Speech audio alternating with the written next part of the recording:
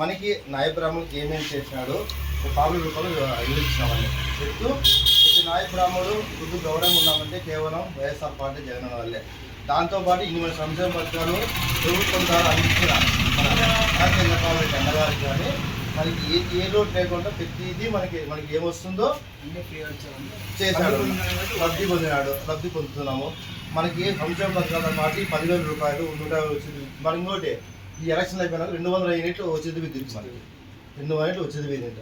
అది కానీ మనకి ఇంకా ఏసీ గీచుకోవచ్చు, చల్లగా మనం బాగున్నా కస్టమర్ చల్లగా ఉంటారు, కానీ చేసుకోవచ్చు.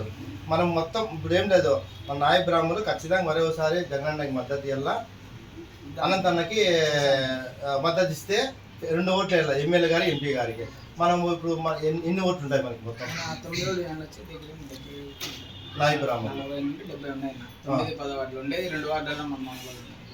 మొత్తం అన్ని ఉంటాయి. ఇప్పుడు అందరూ షాపులు ఉన్నాయి, అందరికీ ఫ్రీ కార్డు వస్తుంది. మరి వచ్చి మన వాయిద్య కళాకు ఐటీ కార్డు కానీ మొత్తం మనం ఇచ్చినాము, మన ఎమ్మెల్యే గారు ఇచ్చినాము. గతంలో ఎవరైనా ఇచ్చామని ఇచ్చినారా? ఎవరు చేయలే. మనకి ఇంత మేలు చేసిన మనం జగన్మోహన్ గారికి ప్రబోధం కదా. ఇప్పుడు కానీ మీ రాణినగర్లో గతంలో నువ్వు ఎన్నా రాణినగర్ రోడ్ బట్టి 15 ఏళ్ళ నుంచి ఉన్నావు. గతంలో రాణినగర్లో రోడ్డు ఎట్లుండే సందుల్లో? ఇప్పుడు